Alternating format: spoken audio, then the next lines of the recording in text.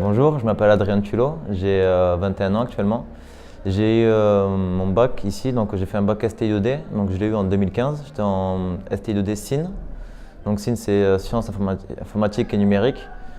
Donc c'est une formation qui me plaisait un peu moins. À la base je voulais faire e-tech, mais j'avais été pris finalement en SIN. Donc pourquoi cette filière en fait? Donc j'ai toujours, depuis que je suis petit en fait, j'ai toujours voulu travailler dans le domaine de la mécanique, de l'aéronautique plus particulièrement. Donc après mon BTS, mon bac, j'ai choisi en fait de prendre un cursus plutôt général. Donc c'est pour ça que j'ai choisi un DUT génie mécanique et productique. Donc j'ai obtenu mon DUT à Tarbes. Du coup à Tarbes en fait on a vu le DUT génie mécanique en fait, donc on a vu la mécanique sous forme assez large en fait. Donc on voyait de la conception, de l'usinage, on voyait du matériau, donc beaucoup de maths, beaucoup de techniques. Et du coup, à la suite de ce DUT que j'ai eu en 3 ans parce que j'ai redoublé une année, la première année, voilà, c'était je me suis dit c'est cool, la liberté, tout ça. Et donc, finalement, j'ai pas trop travaillé. Et donc après deuxième année, je me suis un peu resserré les vis et je me suis dit faut que je travaille. Et donc j'ai choisi j'ai hésité entre deux filières. Donc la filière c'était une licence CPSI, donc c'était commerce des produits et services industriels, donc c'est du technico-commercial. Et aussi c'était la licence TIAS, donc technique industrielle, aéronautique et spatiale. Donc pourquoi par exemple j'ai choisi finalement la licence TIAS, donc aéronautique et spatiale. Donc pourquoi cette licence?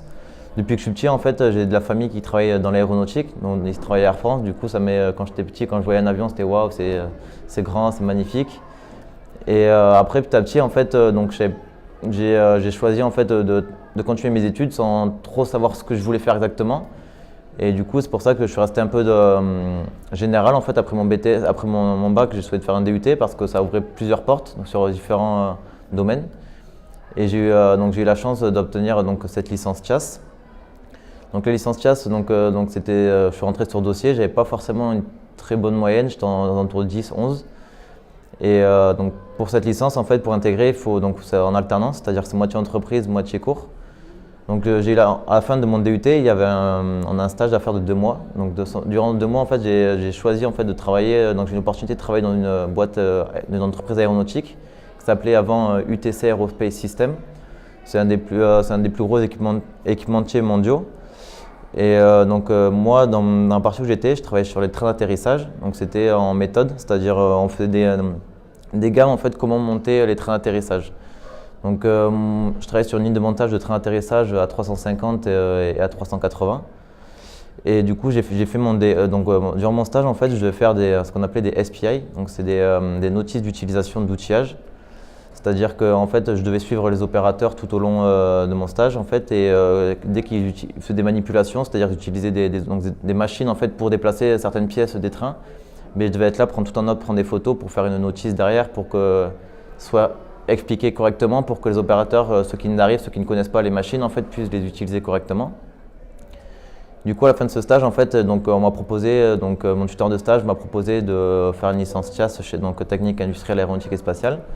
Donc c'est pour ça que j'ai fait la demande. Du coup, je sais pas, comme c'était une personne sur 4 qui est prise, je ne savais pas exactement si j'allais être accepté. Du coup, on a eu un entretien mais du coup, comme j'avais déjà mon entreprise qui m'avait dit oui, du coup, je pense que ça a été vraiment un gros plus.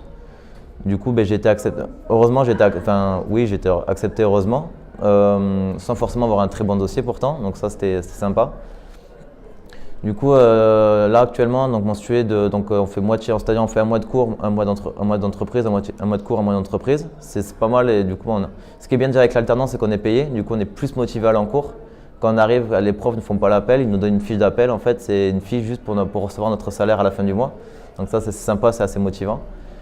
Et du coup, durant cette alternance, en fait, en entreprise, donc je fais ce qu'on appelle des ATP et ATR. Ce sont des acceptance, tests, procédures et test reports. Ce sont tous les tests en fait électroniques qu'on va faire sur les trains d'atterrissage. C'est-à-dire que sur les trains d'atterrissage, il y a plein d'harnais en fait électriques qui sont reliés à des capteurs pour savoir si le train d'atterrissage marche bien. Du coup, je fais les procédures actuelles en fait, je suis sur A380.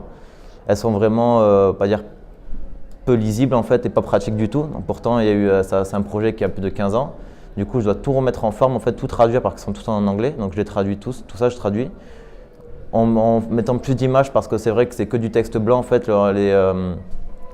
c'est que du texte en fait, du coup c'est vraiment pas lisible en fait. Du coup je dois faire beaucoup de photos, beaucoup de photos en fait et du texte mieux expliqué parce que derrière c'est les opérateurs, donc les mécaniciens qui vont lire ça en fait il faut que mon but, il faut leur faciliter le travail en fait.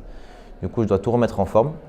Donc ça c'est mon projet de l'année en alternance. Et sinon pour les cours en fait, donc c'est un peu comme le DUT génie mécanique, c'est-à-dire qu'on voit à peu près les mêmes choses, c'est vachement mécanique. C'est juste en fait la licence c'est juste une spécialisation aéronautique. C'est-à-dire mais en fait tout ce qu'on faisait, c'est-à-dire avant on faisait de la conception, donc la conception c'est la modélisation de pièces. Donc ça, en cours en fait en DUT on faisait des pièces générales, des trucs de moteur par exemple. Et là maintenant c'est ciblé juste aéronautique. Maintenant on voit des matériaux, c'est que ciblé aéronautique, c'est vraiment une spécialisation aéronautique. Donc c'est vraiment sympa et je trouve en fait cette licence c'est la seule en France qu'il y a, c'est à l'UT Paul Sabatier. Donc c'est vraiment au bon endroit parce que Toulouse c'est un peu le pôle de l'aéronautique en Europe. Et du coup voilà, donc actuellement les cours ça se passe plutôt bien. Je pense en revanche, ce qu'on problème c'est que les profs ne donnent pas trop les notes. Du coup c'est fait pour à la base arrêter les études derrière. Du coup en fait ils ont dit à la fin de l'année vous n'aurez pas de relevé de notes. Donc ça c'est un peu dommage. Mais finalement après avoir discuté avec d'autres étudiants qui ont fait TIAS, en fait on a un relevé de notes mais là en septembre. C'est à la fin de notre période de cours. Là à la fin, 30 août on finit par une soutenance finale où on présente notre entreprise. Et notre entreprise, notre sujet de stage. Et du coup, après ceci, en fait, on aura une relevé de notes. Du coup, 3/4 des personnes à peu près trouvent du travail derrière, parce que donc l'aéronautique, ici, on trouve facilement du travail. C'est-à-dire, je crois qu'il y a juste sans avoir fini la licence, il y a à peu près 60% d'embauche. Sans avoir fini ceux qui n'ont même pas encore le diplôme, il y a 60% d'embauche déjà. Et après, les gens, donc il reste les 40% d'autres et à peu près 10% de personnes qui reprennent les études. Donc soit ils vont en master, soit ils partent en école d'ingénieur. Donc ils refont un bac plus 3 mais en école d'ingénieur.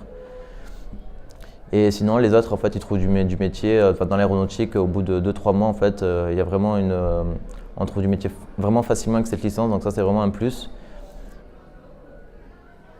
Mais en fait quand je suis arrivé en DUT, je sais pas en fait si ça me plaisait vraiment en fait parce que la mécanique je connaissais vraiment pas parce que j'ai fait l'informatique. Du coup je sais pas vraiment si ça me plaisait vraiment. Du coup je suis parti en DUT vraiment un peu dans l'inconnu parce que je connaissais pas du tout. Et pendant un an où j'ai redoublé en fait je me suis posé beaucoup de questions. Est-ce que ça me plaisait, est-ce que ça me plaisait pas en fait. Il y a des matières qui me plaisaient vraiment pas, d'autres plus.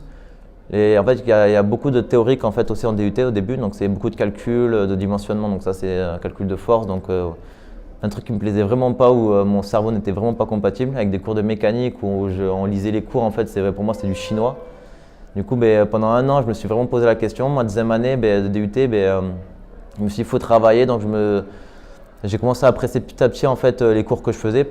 Certains cours que j'aimais moins, mais d'autres, en fait, par exemple conception, usinage, où on usinait des pièces sur des machines, dans des grosses machines, donc c'est soit conventionnel, donc ça fait ça à la main, ou soit des machines à commande numérique, donc on programme les pièces. Du coup, ça, j'aimais bien. Et du coup, à la fin de la troisième année, je commençais vraiment à apprécier ce que je faisais en DUT. Et du coup, je me suis dit, en fait, l'aéronautique, en fait, j'ai eu l'opportunité. Du coup, l'aéronautique, ça m'est toujours attiré. Du coup, je me suis dit, vas-y, c'est parti, on fonce. Et du coup, j'ai été accepté. Maintenant, en licence TIAS, c'est un peu ce qu'on fait en DUT, mais vraiment, comme j'ai dit tout à l'heure, donc aéronautique. Et du coup, ça m'intéresse vraiment. J'apprends de jour en jour sur le monde de l'aéronautique, donc grâce à l'entreprise et aussi grâce aux cours. Et du coup, vraiment, je pense que c'est une filière en fait, qui m'attire en fait, et que je compte, je pense, continuer à travailler pour un petit moment. Après toute ma vie, je ne sais pas. Parce que c'est vrai que ce sera des métiers où on va rester derrière un ordinateur en fait, où on reste derrière un ordinateur à travailler sur un bureau, même si on a une très bonne ambiance de travail derrière, où on s'éclate avec les collègues. Je ne sais pas si à 40 ans, ou même dans 20 ou 30 ans, j'aimerais encore rester derrière un bureau parce qu'à la base, je suis une personne très active, qui aime beaucoup bouger, me dépenser. Et du coup, aussi à la fin de mon DUT, je ne l'ai pas dit tout à l'heure, mais j'hésitais entre plusieurs choses en fait, parce qu'à côté j'avais une autre passion entre guillemets, c'était l'animation. Donc je suis animateur en fait, donc animateur en centre de loisirs, en colonie avec des enfants et des personnes handicapées. Et ça, du coup, c'est un truc où je m'y plaisais en fait. Et du coup, je me suis aussi posé cette question à la fin de mon DUT, est-ce que j'arrête les études et je pars passer un diplôme professionnel dans l'animation, c'était un BPGEPS, ça s'appelait, ou soit je continue dans l'aéronautique. Et du coup, comme j'ai l'opportunité de l'aéronautique que je ne pensais pas avoir, du coup, je l'ai prise. Et je me suis dit pour l'instant, je sais que je m'amuse, je m'éclate dans ce milieu-là, donc pour l'instant je fais ça. Et au pire, si dans 10 ou 15 ans, je vois que ça devient récurrent, ça m'énerve un peu, je sais très bien que je repartirai dans l'animation derrière travailler. Donc voilà. Qu'est-ce qui m'a poussé à venir ici aujourd'hui? Mais je pense que quand j'étais à leur place, quand j'étais en terminale, je sais que je m'étais pas vraiment très intéressé justement malheureusement en fait à toutes les filières qui étaient proposées, alors que c'est un truc qui est vachement, c'est un concept vachement bien de venir présenter aux élèves les différentes possibilités qui s'offrent pour notre avenir.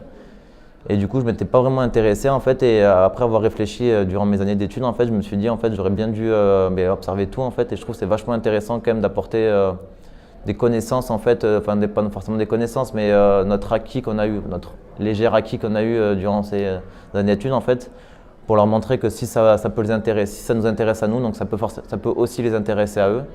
Donc c'est aussi pour transmettre un peu notre savoir et notre expérience. Si ça les intéresse, s'ils ont plus de questions, on est là pour répondre, et ça peut les éclairer, tant mieux quoi.